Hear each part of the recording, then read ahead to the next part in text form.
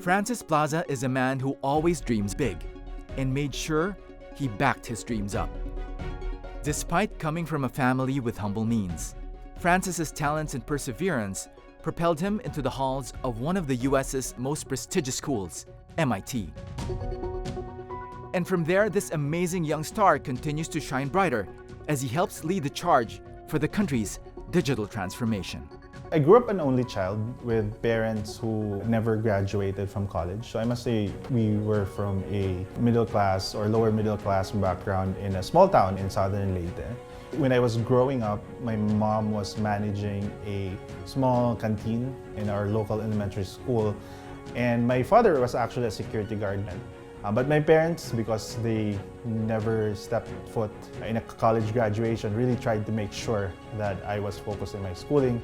I would credit them for how I turned out to be really focused academically when I was young. So I went to just a local school in our town, and luckily I went to Science High School. That's sort of inspired me to pursue science and engineering, and I was this kid really wanting to explore and do more. Francis and I are best friends back in high school. I learned how to speak Bisaya because of him. Francis is like the computer science whiz kid of our class. So he likes to make things happen, especially if they are challenging. So he automated our school elections way before our national elections became automated.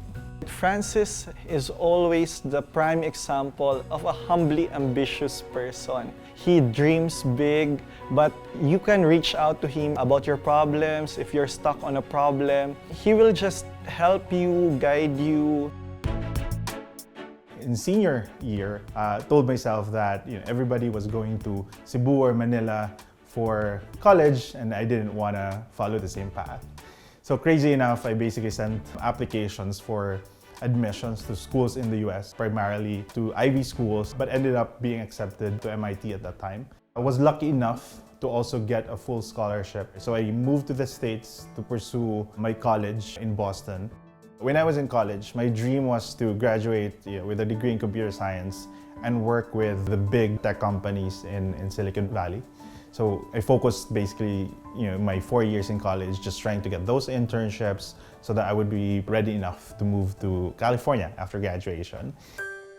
After I graduated college, I worked as a software engineer at Oracle. And looking back, while I learned a lot as a software engineer at that time, I actually realized that I wasn't fond of working in a big corporate setting. So how I felt was that I was a small software engineer just trying to write few lines of code in this big machine and didn't feel as much impact that I would have hoped I've had. So I ended up working in a small software company in Amsterdam a few years later after that. I was employee number 11 or 12, one of the first 20. And that's how I first learned a lot of the ropes of a startup. While I was writing code, I was actually working with a lot of teams, from our sales team to our marketing team to the CEO himself. When I came back to the Philippines, I actually met my co-founders. We worked in different ventures before Paymongo. Many of them failed along the way, but I would credit our experience there for inspiring us that payments was among the hardest parts of a software to build and even to integrate. So because we felt the hardship of building all these software, we realized in 2019 that we could start writing code, and I guess naive enough for us to think we could do finance, we built the payment system, and I guess that's how we got started. We believe that, as a partner for growth, we're like the Mongo seed, that we can help folks to start an idea and grow fast. As we always tell our merchants, we build the non-sexy financial part of the business so that they can focus on what they do best, which is building their own business. So that every Filipino who has an idea can go online and know that they have all the tools at their disposal. So you can think of us as this enabler where we will focus on building those products for other businesses. And our aim is also become that enabler so that the pie, the economy, grows even much larger than what it is today. One of the amazing things of the company really is when you actually look at our demographics, it's a very young and driven company.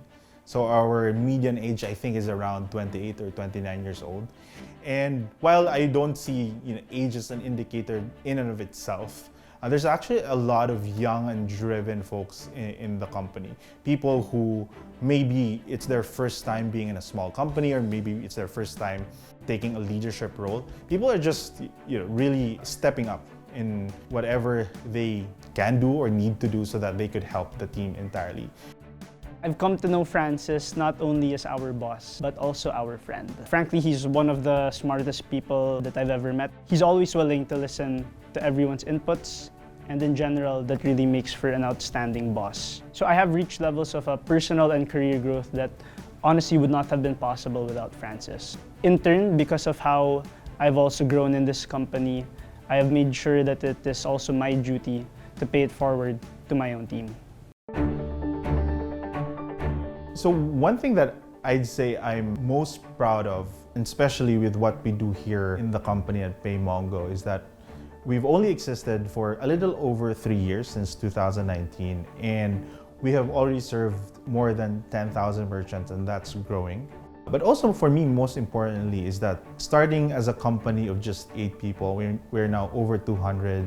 And that is a testament of how much more opportunity and also how much more challenge there are that we can actually solve. And as I always tell the team, the measure of success that I have for the Paymongo story is that when in the future, many of the folks who have gone through the company will look back to their time at Paymongo and say that those years have been the instrumental years of their life. At that time, will influence them on whatever they're doing, whatever venture they're building, whatever leadership roles. I would say how far we've come is one of the most that I'd be proud of, and secondary to that would be all of the investments and all the successes that we've made because of the team that we've formed today.